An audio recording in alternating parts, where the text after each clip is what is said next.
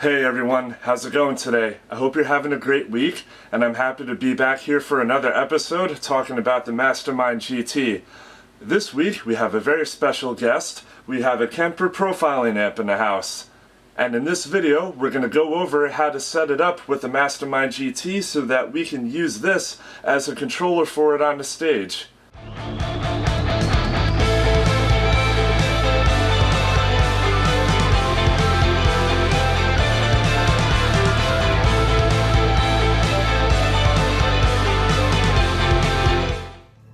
I'm sure many of you watching this who own a Kemper most likely use your Kemper remote on stage, and it works very beautifully. However, there are many more options that we can explore using the GT, which we'll go over a little bit in depth later in this video. I want to give a warm shout out to my good friend Matt Fischetti. He's from a metalcore band called FARSIGHT, and they're based here in New York. And sometimes I work for the band, running their in-ear mixes and their Ableton sessions for backing tracks, which I actually use a GT10 to control, but we'll go over that in another video. So without any further ado, let's go ahead and get started to see how this works.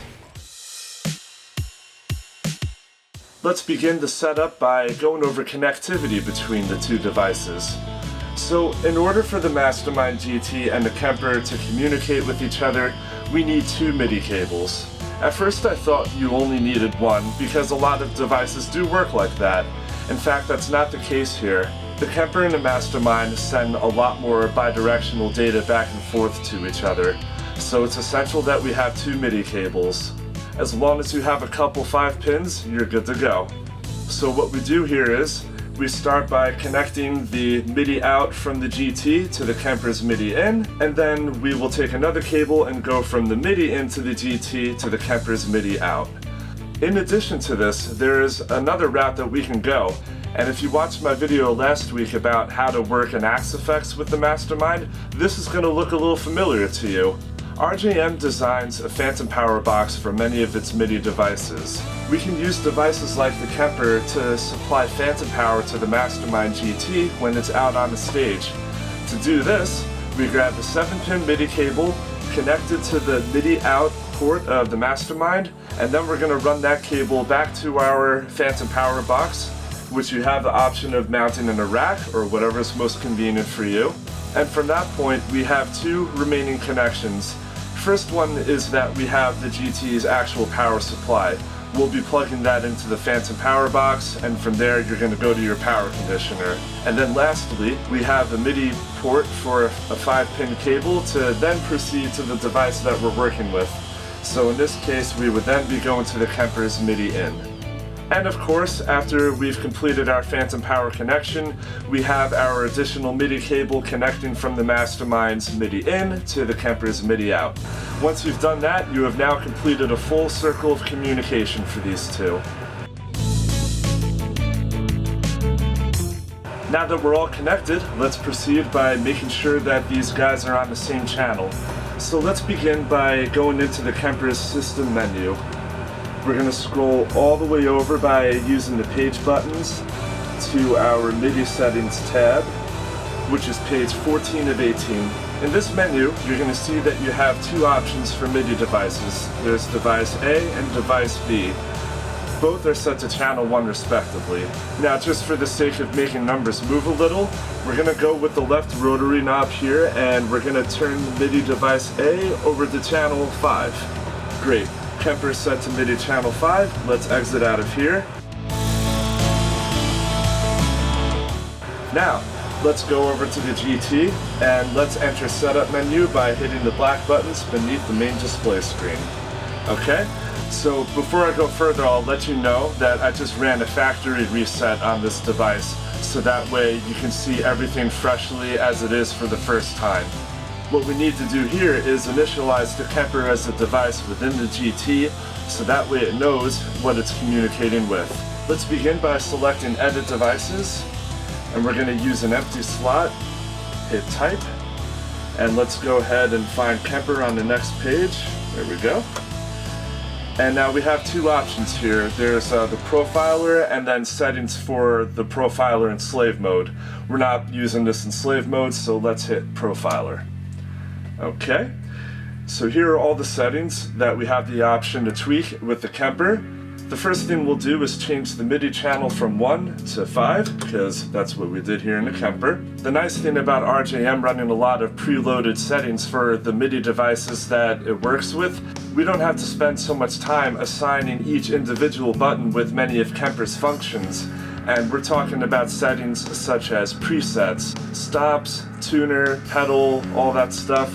Let's go ahead and set default buttons, and we'll put this on page 1. And then what we'll also do is set default pedals. So by doing this, we have now assigned all buttons for presets and any instant access buttons for accessing our stop effects and more. And we're going to see what that looks like in a minute. And then we'll move on over to get preset names. Now this is one of my all-time favorite features with the Masterminds. So not only can we set up default buttons for the registered devices, but it'll also take away hours of hard work for us, because the GT can read your MIDI device's preset names and lay that all out for you. So let's go ahead and get started with that. Now 625 is a lot of presets, and I love doing these videos for you guys, but I don't want to spend that much time waiting around for you. So we're going to hit end preset, and for the sake of this video, I'm going to lower this to say around 50. So let's go ahead and do that. Okay, -5. Nice, okay. We're going to hit done, and that's all I need to do. So I'm going to go ahead and hit the start button. And it's going to ask you if it's okay to proceed before getting preset names, so just hit yes. And in about a minute or so, we will have our first 50 presets of this Kemper right here in the Mastermind GT, along with pre-mapped buttons.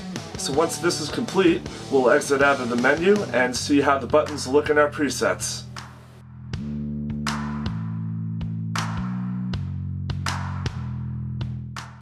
Okay, Operation Get Preset Names for the Kemper is complete. Let's exit out of the main menu and see how our presets look with these buttons. Okay, cool. Alright, so what we have here right now is we have some preset buttons and a couple system buttons and one instant access button. So these green buttons right here represent your presets.